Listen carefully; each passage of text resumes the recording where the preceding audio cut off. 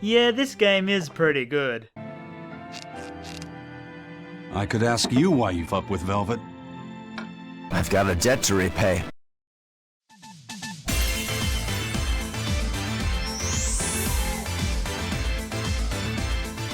Now that's comedy. Now, the Tales franchise has a long embedded history in gaming, but I don't care about all that, because my first Tales game was Tales of Zestiness. It was alright, but then they go and release a prequel to it, and I'm like, yeah, okay, I guess I could buy it. Anyway, for those not in the know, the Tales games are JRPGs, which I guess you could compare to Final Fantasy. Well, not recent Final Fantasy, but you get a main character, they meet a group of buddies, boom, bang, you got yourself a classic JRPG story. Now, what sets Tales of Berseria apart from the others? Revenge! So we start off with destruction everywhere. Isn't that nice? And we see this blood red moon business and how it turns everyone into Sonic OCs. Velvet, being the reincarnation of Shadow, absolutely hates them. Man, this game is so dark and edgy. I love it so much. I can't wait for more. Time to wake up. Okay. So with some whiplash, we flash back after flashing forward. Yeah, to Velvet and her brother Laphicet, who is very sick. We find that these two live in a peaceful village of Name and address withheld. alongside Arthur, who is their caretaker of sorts. Arthur's first maxim. Make a girl cry? That's not gonna fly. And after A posing to assert dominance, we set out to, I don't know, get this boy something. He always wants something. Now, I've mentioned this before, but I do like the presentation of art styles in the gameplay. You have the usual good-looking 3D models, the cutscenes which use customizable accessories, and these visual novel-style optional cutscenes. So at times, this thing will pop up in the bottom right, and the game will play a little scene between the characters talking about something relevant to what just happened. But all I see is happiness. So much happiness. What happened to all of the edge from the opening? Celica died during the opening, didn't she? It might be a good thing she died when she did.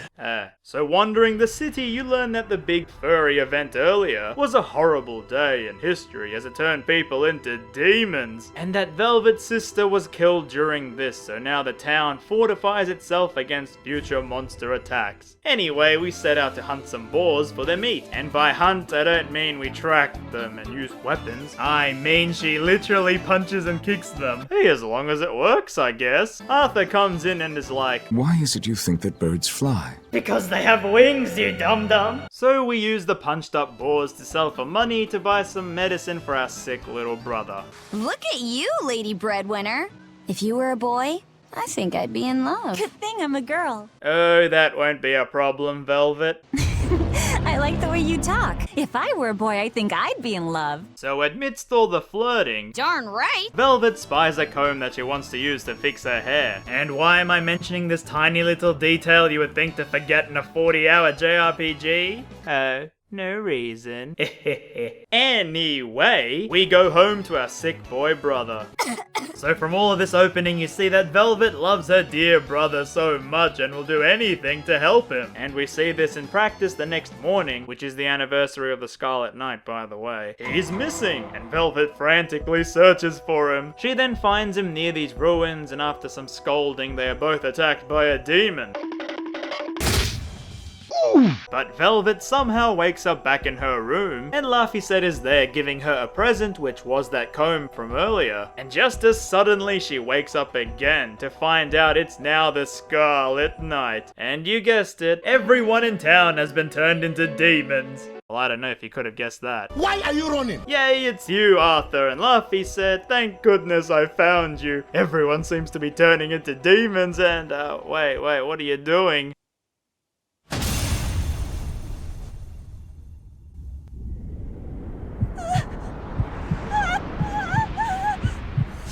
and so Arthur sacrifices him for some unknown reason, sending Velvet into unbridled chaos. Now I hope that was at least shocking to some viewers, because for me and others, the scene was spoiled. Anyway, the amazing voice acting performance still makes the moment hit home. Velvet jumps in to catch her dead brother, but Arthur is like, lol, and cuts her arm off. All of a sudden, a yellow dragon emerges from the well and gives Velvet a sick blood red arm. Wait, what? Now with a new arm, Velvet can finally punch and kick with all of her might. But that doesn't matter, as Arthur opened the world to the Malachim. These spirit-like beings are... JoJo stands Persona's blades. You know the drill with these Japanese franchises. Arthur captures Velvet and imprisons her on an island, and she vows vengeance on him to kill him for what he did to her brother. And then 3 years pass. Wait, 3 years just stuck in this well feeding off demons? Okay then. So Velvet's arm has this ability to suck up demons. It still kills them, but at least turns the dead bodies back into humans, just so Velvet can feel even more miserable. Now surprisingly, after these 3 years, Ceres comes in to free Velvet, saying she can no longer follow what Arthur is doing. Well okay then, at least it didn't take you another year to change your mind. And Arthur, the sneaky little so-and-so, used this event he created to control Malachim to fight the demons, and then that was proof that he's some sort of superhero to the public and founded the International Justice League of Super Acquaintances. or Abbey, to rule over the land as sort of the demon police, i.e. he's now the most important person in the whole country. Now as for the Malachim, well, they always existed in the land, but Arthur's, meddling allowed everyone to see them and now somehow control them as tools despite them having their own thoughts. So anyway, Ceres helps Velvet to make her way out of the prison. No one will get past us. Throughout the prison, you find the place is full of demons, and that they were slowly being fed to your demon hand to keep you alive. And also you can do this. And in this mess, we meet dear old Magilou. Magilou? She's, a witch, a demon, a Moloch, a human, weirdo. But hey, like I care. Well, anyway, we also meet a crazed, merciless swordsman who will do anything to kill us. Stormhowl? That sword we found? You found it? Where? Do you have it? Please tell me. It's in a storage room. Down below. Down below? You have my thanks. Well, anyway, we make our way to the exit only to be blocked by Blondie, a high-up Abbey dude who wants to take us down. No, I mean he really wants to take us down. He even turns his own Moloch into a demon. Go! And then Ceres almost dies to this, well, dragon, and asks Velvet to suck her up to get her power to win. So here's where I'll get into the battle mechanics a bit, and I mean a bit, because there's so much to this. So you got your 3 buttons to do the attacks, and you can mix them up as usual. The attacks themselves can be customized in the menus as combat skill trees, and as such, the game really lets you experiment on a style that suits you. And these moves are called Farts. Now as usual, each move has a type advantage, and if you perform the right one, you can stun the enemy, which grants you a soul over here. Having 3 souls allows you to break soul, which does huge damage, and for Velvet is the super duper crunch arm attack. Make sure you don't overdo it, as when you have low souls, your character doesn't do much damage and can often get stun locked. Now for what it's worth, that's as much as you need to know to get started on the battling. The game does give you detailed tutorials after nearly every single battle, and it can be overwhelming. Stop trying to help me! But with all this, it should be able to at least win you some fights. I mean, hey, it worked for me. And with that, we are able to blind Oscar before he cowardly escapes. And so the trio flee the island. Velvet on her revenge trail, Brokero who follows you since he's in your debt for getting his blade back, and Magilou for some, reason. Now what do you suppose happens next? Ah yes, they crashed the ship because none of them can sail, of course. So the trio make their way to Helavis to try and get someone to repair their ship. And by someone, I don't mean this thing. So these are cats. And yes, there is a Z in there somewhere. Throughout the game, we are picking up these orbs, which you think, ah, cool, very nice. But no, these are the cats' souls. Huh? Anyway, let's convert them for something. And in this game, you use them to open up these locked chests throughout the map. Half the time they unlock accessories, and the other half they do nothing. Yes, nothing. We should look for some weapons too, if I'm to be any use in a fight.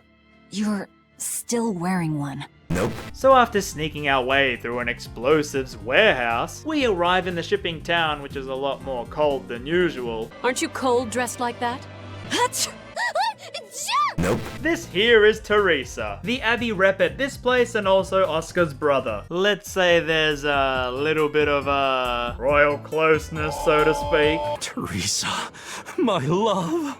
Anywho, we try and get our ship repaired, but the Abbey won't let us, since this demon called Dial was smuggling the explosives through the shipping guild. And now the Abbey has banned all shipping until they catch him. So I guess it's a job for us to then speed up the process. Now, while preparing for this job, we can equip ourselves with different things such as weapons, rings, armor, boots, and so on. They sort of scale up as you go along, giving better equipment the further you go. But you know the drill for us less informed on JRPG tactics. Just pick the ones with the highest numbers. Now, while looking for Dial, oh boy, we find an Abbey girl called Eleanor, who's, crying? Are you crying? Nope. She's very devoted to everything the Abbey says and is, interesting.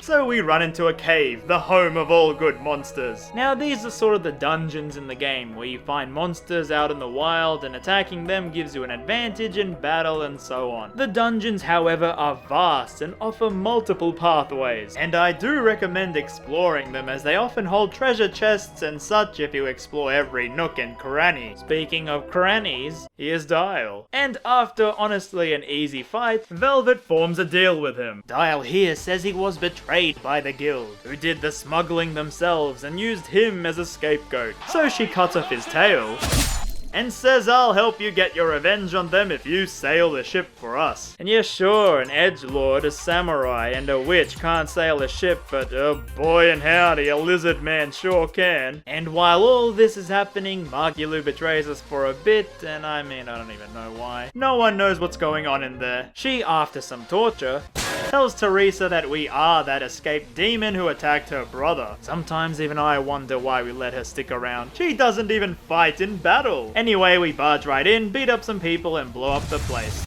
Yep. That's for hitting my girl. Now, while everyone is distracted, the group tries to flee, but Teresa is having none of that. So to shut her up, we steal her small Malik and off we go. And just between you and me, I think this Malik looks like her dead brother, which is why Velvet stole him. But that's between us, don't tell her that, okay? Uh-oh. And so we escape.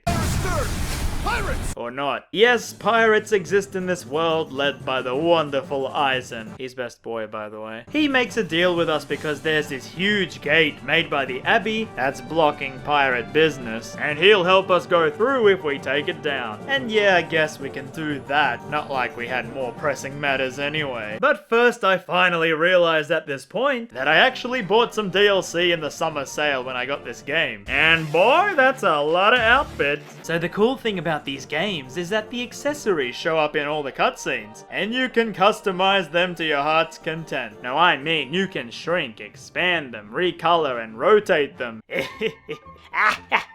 Beautiful. And yes, it even shows up in battle. I'm not kidding when I say that just for this feature alone, the game is worth buying. So while in the bug-infested caves, we learn about Eisen and how he calls himself Mr. Reaper. Something bad luck, hates his coin flips, two-faced bad at poker. Titles! Titles! Alrighty, anyway, moving on. We arrive at the big ol' water gate.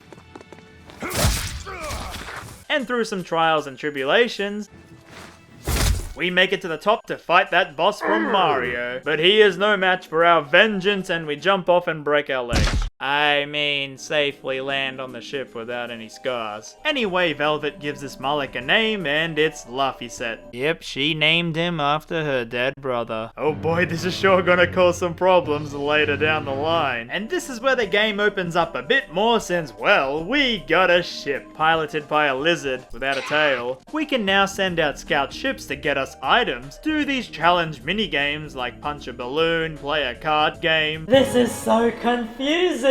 No, seriously, I hate this minigame so much. And wait on customers serving them food. Yes, this is still the same game. And all the while, the group constantly makes fun of Magilou. I pity Magilou. Oh, come on! So we finally make it to the capital and sneak our way in. Yep, nothing to see here, Chief, just some colourful weirdos sneaking in. You, in the black coat.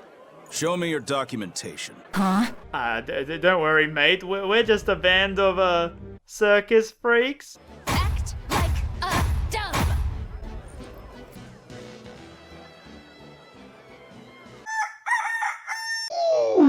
Hey, you can't advertise here! So the capital is where Arthur lays, and is where you find plenty of guards and people praising the Abbey for saving them from demons. This angers Velvet more than usual. When I look at your vestments around your chest, your hips, I can tell your sins are many and deep.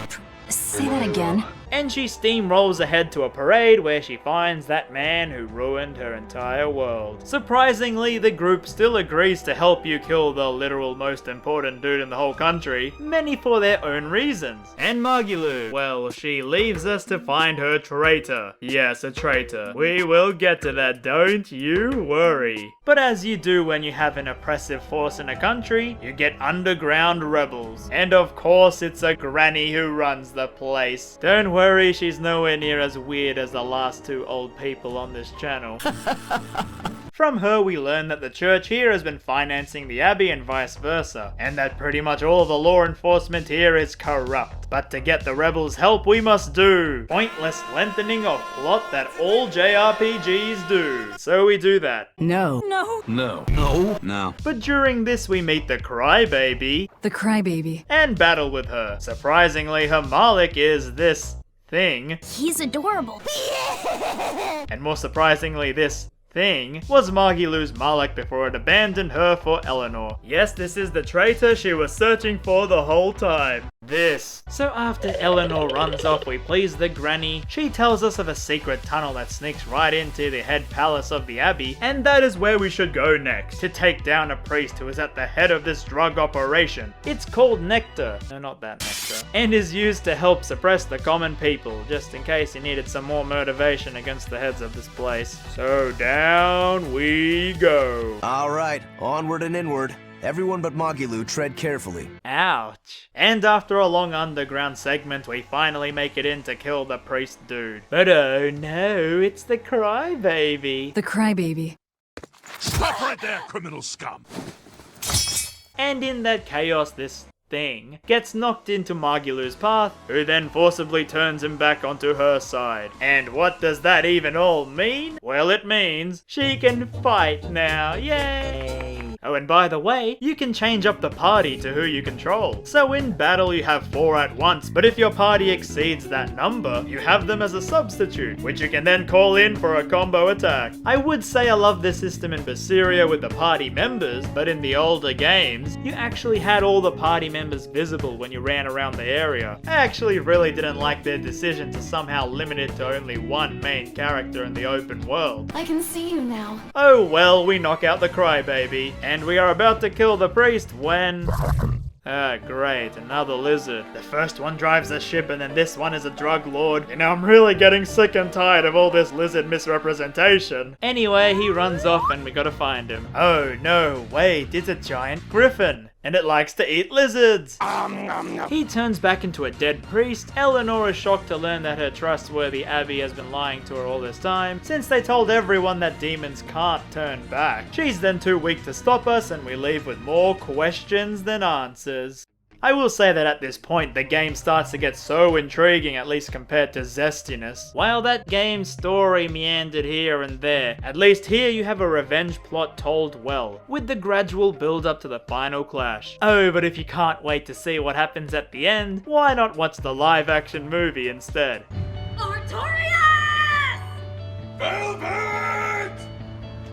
Yeah, the voice acting for this game was really good, except for some chain-smoking lizard thing you find later on. Also, the combat was really engaging. I actually really liked Velvet's fighting style, as it constantly required you to do things unlike other JRPGs. However, one element that annoyed me was the travel speed, as due to how big some areas can be, it takes forever to run through them. Oh, but don't worry though. Later in the game, you get this hoverboard. But as a first Tales game, I would definitely recommend this. It wasn't too difficult if you grinded enough, and grinding was at least fun for me in this game. The lands you visit are vastly unique, the voice acting and characters are stellar, and the only downside to this is that if you get the Tales addiction afterwards and play the next one back, well, you might be disappointed. Anyway, the group heads back... wait a minute, Magilou, what are you wearing? Oh jeez, you can't just do that. I know you're in my party now, but this is YouTube. No, please don't ban me. Trojan, RamZaes, Magnum, Chic.